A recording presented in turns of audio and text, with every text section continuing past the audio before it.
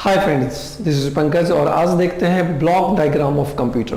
Computer के कितने parts जो इम्पोर्टेंट पार्ट्स हैं और किन पार्ट्स से मिलकर कंप्यूटर बना होता है, जो इम्पोर्टेंट पार्ट्स हैं सारे आज हम देखते हैं। उसके क्या क्या फंक्शंस हैं, क्या हाउ डज इट वर्क्स।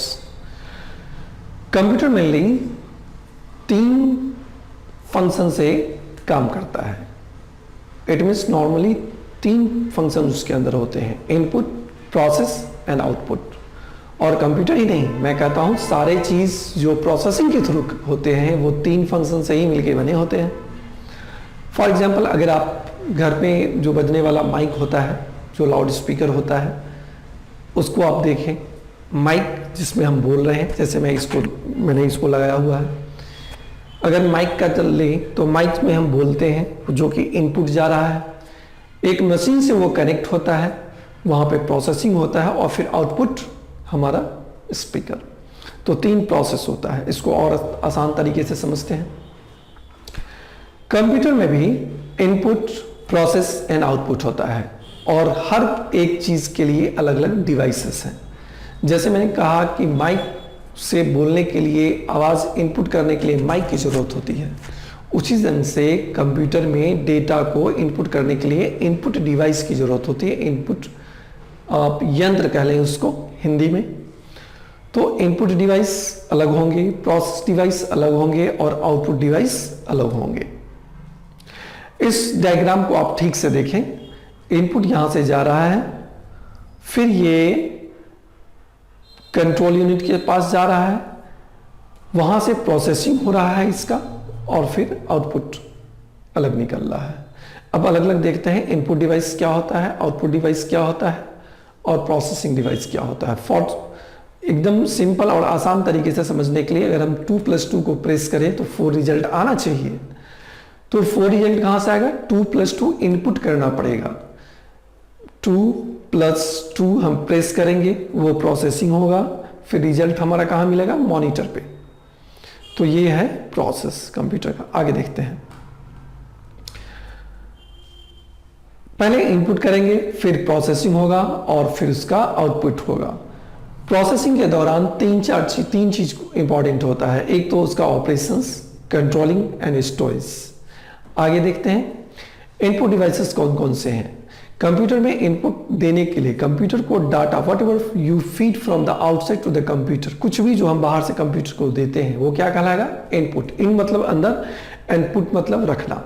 जो कंप्यूटर में हम बाहर से रख रहे हैं अंदर, वो रखने वाला डिवाइस, रखने वाला यंत्र जो है वो क्या कहलाएगा? Input device. जैसे कीबोर्ड, कीबोर्ड से हम 2 + 2 प्रेस करेंगे तो 2 कहां से जा रहा है? कीबोर्ड से जा रहा है। माइक से हम आवाज अंदर रख रहे हैं तो माइक क्या हो गया? मेरा इनपुट डिवाइस हो गया। इसी ढंग से और भी इनपुट डिवाइसेस होते हैं। कंप्यूटर को गीगो कहा जाता है, garbage in garbage out. It means what ever you feed that you will get from that computer. Garbage मतलब कचरा। अगर कंप्यूटर के अंदर कचरा डालेंगे तो कचरा ही मिलेगा। कहने का सेंस, जिस प्रकार का डेटा हम कंप्यूटर को फीड करेंगे, in the similar way will get that result. अगर मेरे मन में है कि मैं उसको एडिशन करूं तो 2 + 2 करना होगा। अगर मन में है एडिशन हो और हमने 2 - 2 कर दिया तो हमारा रिजल्ट गलत हो जाएगा। तो डेटा फीड करते समय सावधानी बरतना है कि कोई गलत डेटा फीड ना हो, नहीं तो रिजल्ट भी उसी के रिस्पेक्टिवली हमें मिलेगा। ठीक है फ्रेंड्स, तो इसका इनपुट डिवाइसेस कुछ आपको याद रखना है। नॉर्मली एग्जाम में 1-2 नंबर के क्वेश्चन यहाँ से होते ही हैं, जो सिंपल एग्जाम होता है कि इनमें से कौन सा इनपुट डिवाइस है या इनमें से कौन सा इनपुट डिवाइस नहीं है।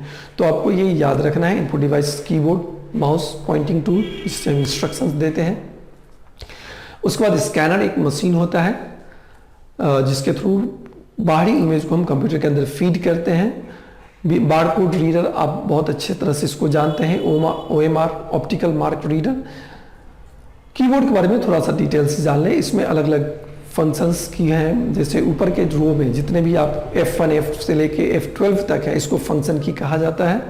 फिर नीचे आपका जो नॉर्मल अल्फ़ाबेट्स है, A से लेके Z तक, ये टाइपराइटर की तरह ही होता है। उसके बाद आपका 0 से 9 के कॉम्बिनेशन के जितने भी ये नंबर है उसका, उसके बाद page up, page down, shift, tab, इन सब के बारे में थोड़ा डिटेल से चर्चा कर लेंगे। फंक्शन की, अल्फाबेट की, न्यूमेरिक की एंड स्पेशल्स की, ये सभी की कि आपको यूज पता होना चाहिए, वो से धीरे धीरे हम आगे चल के इसको समझेंगे। डायरेक्ट की होता है, जैसे पेज के अंदर हम ऊपर और नीचे जाने के लिए जो मूव करते हैं left and right, top and down, उसको डायरेक्शंस की बताया जाता है। उसमें एरो बना हुआ होता है, ऊपर की तरफ जाना है तो अप की, नीचे की तरफ डाउन की, लेफ्ट एंड राइट।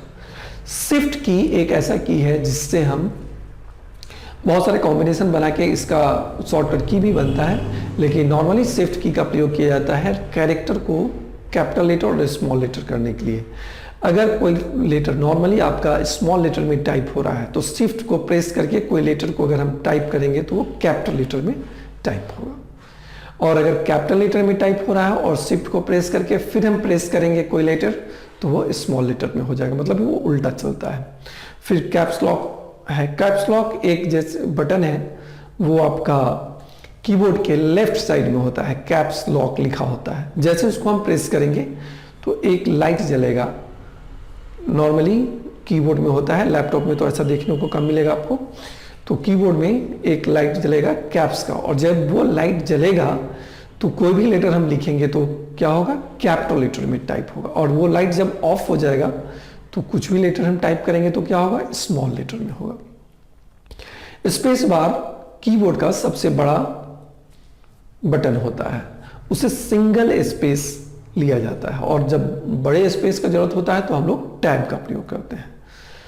अब थोड़ा माउस को देख लेते हैं। माउस 3 अलग अलग सेक्टर में डिवाइड होता है, लेफ्ट, राइट एंड स्क्रॉल। जैसे आप देख पा रहे हैं ये पकड़ने का स्टाइल है माउस को, पूरे माउस को अपने अंदर रखना है इस पाम के अंदर, और एक बटन लेफ्ट बटन पे, एक फिंगर लेफ्ट पे और दूसरा फिंगर राइट वाले पे होना चाहिए।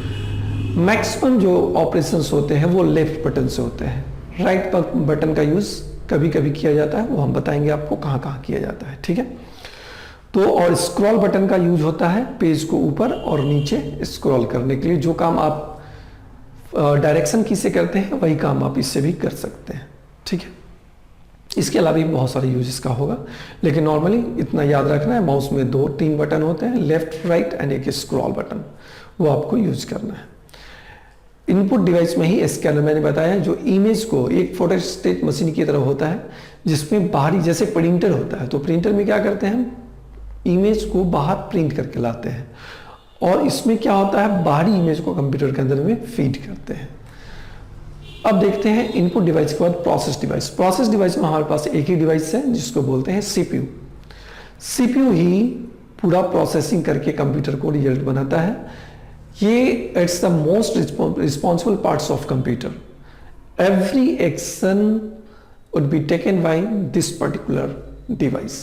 सबसे इंपॉर्टेंट और सबसे एक्टिवली रोल वाला ये डिवाइस होता है, जहाँ पे पूरा रिजल्ट हमारा तैयार होता है, यहीं पे इनपुट इकट्ठा होता है और यहीं से आउटपुट रिलीज होता है। तो सीपीयू को क्या कहेंगे, प्रोसेस डिवाइस कहेंगे। नेक्स्ट हम देखते हैं आउटपुट डिवाइस। वो डिवाइस जिससे हम रिजल्ट लेते हैं, रिजल्ट रिसीव करते हैं। जैसे मॉनिटर, कुछ कैलकुलेशन करते हैं तो रिजल्ट हमें कहाँ मिलता है, मॉनिटर पे, डेस्कटॉप पे।